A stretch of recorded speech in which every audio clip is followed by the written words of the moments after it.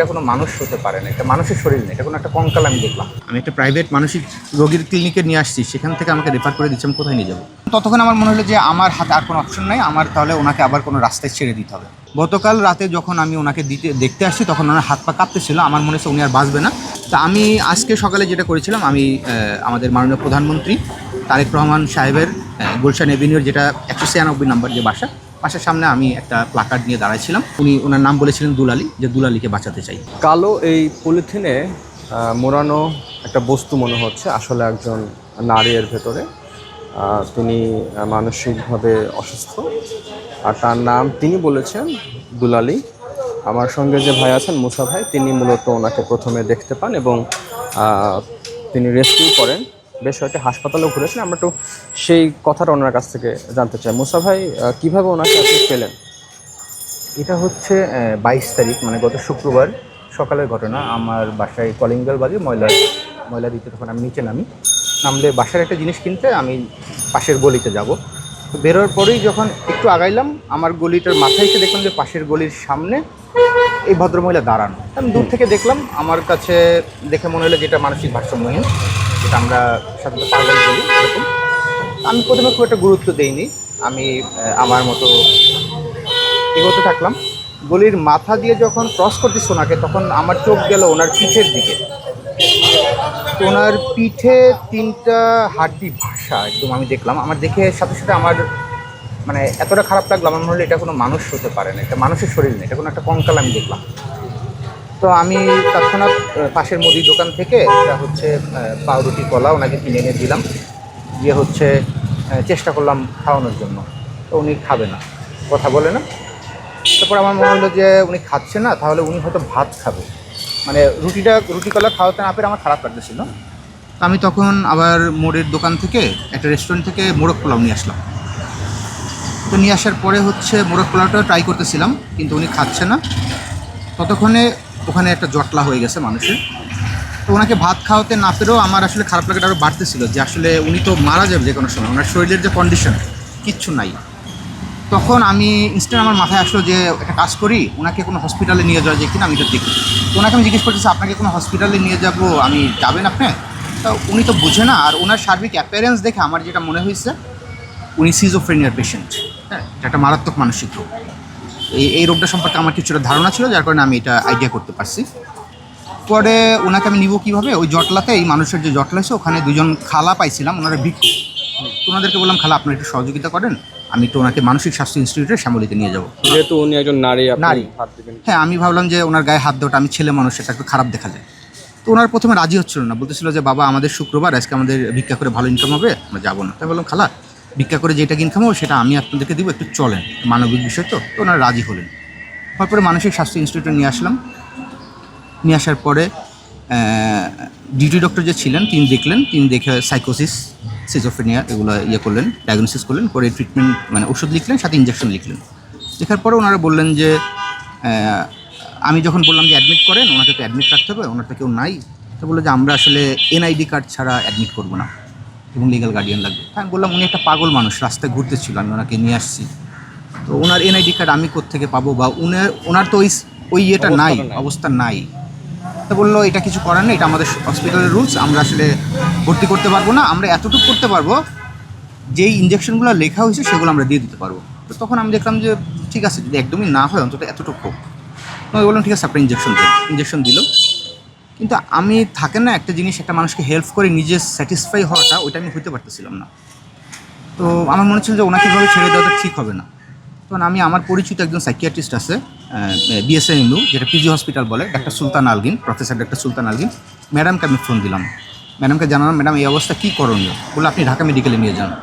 আমি ওখান থেকে আবার ওই 2 খালার সহযোগিতায় ঢাকা মেডিকেলে নিয়ে গেলাম। দিন শুক্রবার ছিল, ঢাকা মেডিকেলের আউটডোর বন্ধ সাইকিয়াট্রিক ডিপার্টমেন্টের। তো পরবর্তীতে দেখলাম যে হচ্ছে না। তখন আমার মনে হলো যে ওনাকে আর সরকারিতে হবে না, তাহলে কোনো প্রাইভেটে নিয়ে যাই। তো তখন আমার একটা পরিচিত হসপিটাল ছিল মডার্ন সাইকিয়াট্রিক, এটা হচ্ছে ফার্ম গেটে মণিপুরি পাড়ায়, professor major doctor Abdul Wahab স্যারের। ওখানে নিয়ে যাওয়ার পরে ওখানকার ডিউটি ডক্টর দেখে স্যারকে ছবি পাঠাইলেন, সব কিছু বললেন। স্যার বললেন হ্যাঁ, রোগী অ্যাডমিট আমরা করবো।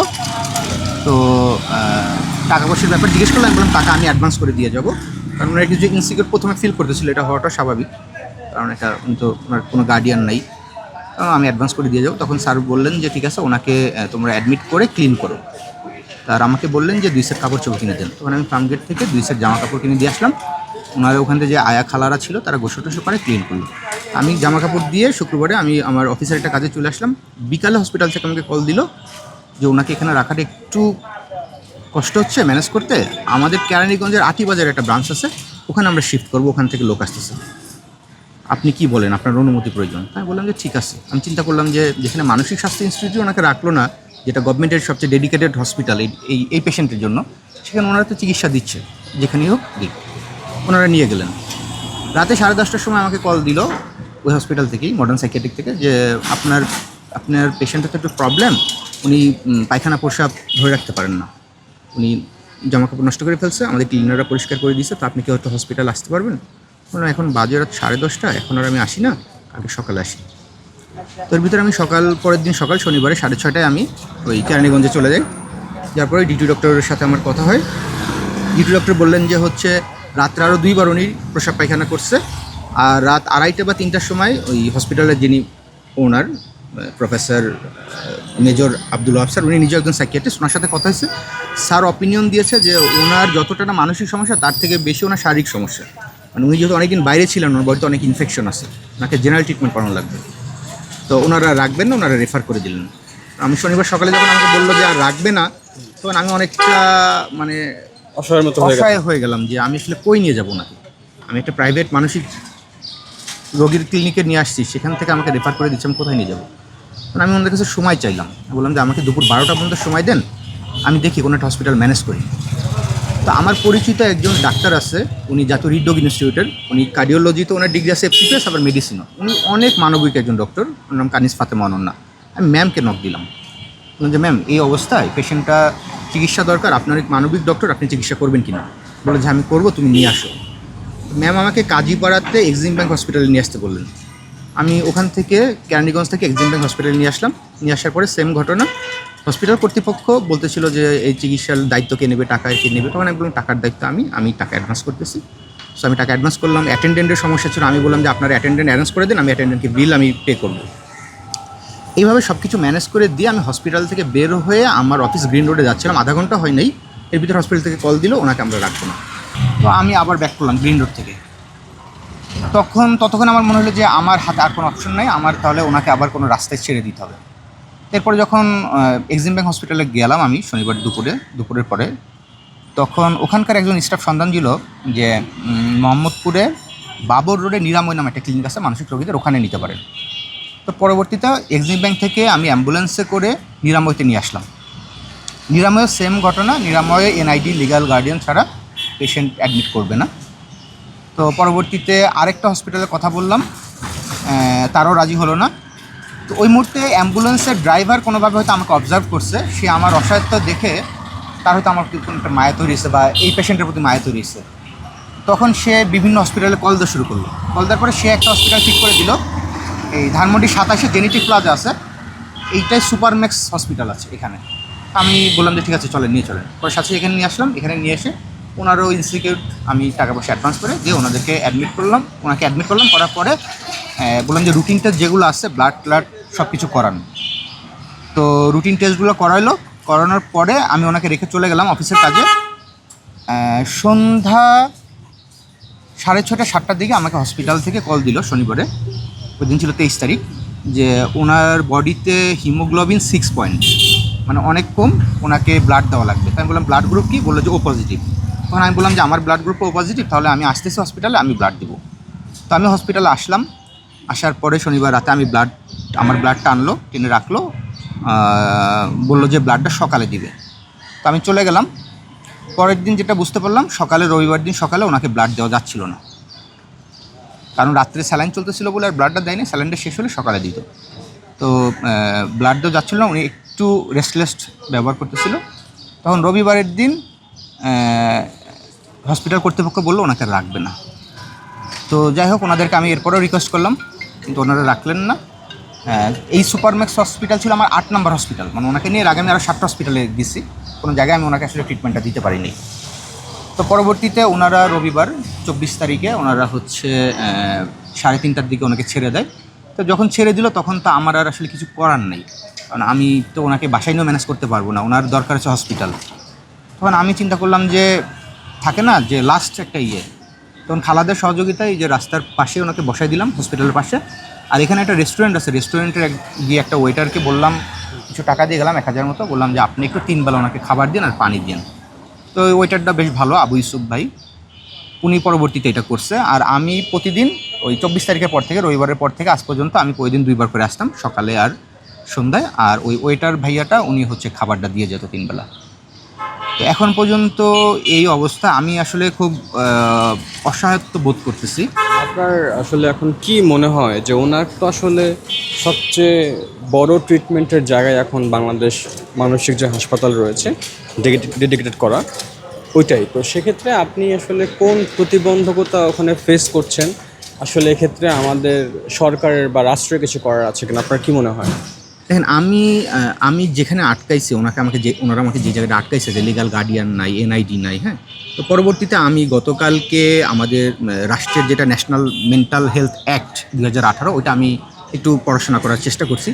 সেখানে আমি দেখছি যে অনিচ্ছুক রোগী যারা, তাদেরকে ভর্তির ক্ষেত্রে যে এনআইডি লাগবে, লিগাল গার্ডিয়ান লাগবে, এরকম কোনো বাধ্যবাধকতা নাই। এটা মেডিকেল অফিসার অ্যাসেস করে যদি মনে করে এই রোগী আসলে মানসিক রোগী, তাহলে মেডিকেল অফিসার নিজে এটা অ্যাডমিট করতে পারবে। এটা ওনাদের সদিচ্ছা থাকতে হবে, কিন্তু ওনারা এইটা বলে আটকাইছে। এবং আমি মনে করি এইটা অনেক বড় একটা হিউম্যান রাইট মানে ভায়োলেশন হয়েছে। কারণ একটা মানুষ পাগল হোক, যেটাই হোক, তার তো চিকিৎসা পাওয়ার অধিকার আছে, এটা একটা ফান্ডামেন্টাল রাইট। রাষ্ট্র তো এটা করতে পারে না, কোনোভাবে ভায়োলেট করতে পারে না। তো আমি তার পরবর্তীতে যেটা করলাম, গতকাল রাতে যখন আমি ওনাকে দেখতে আসছি, তখন ওনার হাত পা কাঁপতেছিল। আমার মনে হচ্ছে উনি আর বাঁচবে না, কারণ ওনার ব্লাড প্রেশার আমি যখন হসপিটালে অ্যাডমিট করছি সবসময় ছিল 60-40। ডক্টররা আমাকে 2-1 বার এরকম অফারও করছে ওনাকে আইসিইউতে ভর্তি করবে। আবার ডক্টর এটা চিন্তা করছে যে আইসিইউতে ভর্তি করলে তো আমি আসলে, হ্যাঁ, আমি হয়তো নিজে কিছু দিচ্ছি বা আমি আরও 2-1টা আমার শুভাকাঙ্ক্ষীদের কাছ থেকে এনে দিচ্ছি, কিন্তু আইসিইউর খরচটা তো অনেক, আমি হয়তো ক্যারি করতে আমার জন্য কষ্ট হয়ে যাবে। এই জন্য এটা একটা বিষয় ছিল। আরেকটা বিষয় ছিল যে আইসিইউতে গেলে উনি যদি এরকম সাইকোটিক ব্যবহার করে, পরিবেশ নষ্ট হবে অন্য রোগীদের, এই জন্য তারা নিতে চাচ্ছে না। তো কালকে দেখার পরে আমার যেটা মনে হয়েছে যে আমার হাতের কোনো অপশন নেই। আমি একটা কাজ করি, উনি তো যে কোনো সময় শকে চলে যাবে। 60-40 মানে খুব রিস্কি একটা পেশেন্ট, আবার হিমোগ্লোবিন 6। তা আমি আজকে সকালে যেটা করেছিলাম, আমি আমাদের মাননীয় প্রধানমন্ত্রী তারেক রহমান সাহেবের গুলশান এভিনিউর যেটা 196 নম্বর যে বাসার সামনে আমি একটা প্লাকার্ড নিয়ে দাঁড়াইছিলাম, ঠিক আছে, যে ওনার নাম বলেছিলেন দুলালী, যে দুলালীকে বাঁচাতে চাই, হ্যাঁ। তো এখন পর্যন্ত এই চেষ্টা, আমি আসলে খুব ছোট মানুষ, আমার ক্ষুদ্র জায়গা থেকে আমি সবটুকু চেষ্টা করেছি, কিন্তু আমি পারলাম না। আমি বলবো যে আমি ব্যর্থ হয়েছি। ওনাকে আমরা আসলে এখনও চেষ্টা করছি বিভিন্ন মাধ্যমে ওনার জন্য কোনো কাজ করার জন্য, ওনাকে একটা থাকার ব্যবস্থা করে দেওয়ার জন্য। কারণ আপনারা জানেন যেরকম মানসিক যারা রোগী রয়েছেন তাদের অনেক থাকার জায়গা ব্যবস্থা করে দেন অনেক সংস্থা। আমরা এখনও চেষ্টা করছি, পরবর্তীতে দেখা যাক। তবে আমরা চাই যে এখানে আসলে বর্তমান প্রধানমন্ত্রী তারেক রহমান তিনি যদি এটাতে হস্তক্ষেপ করেন, তাহলে হয়তো এই রাস্তার এই পাগল যে মা আছেন তিনি হয়তো বেঁচে যেতে পারেন। দর্শক, পরবর্তীতে আসলে কোনো আপডেট পেলে আমরা অবশ্যই আপনাদেরকে জানাবো। ধন্যবাদ।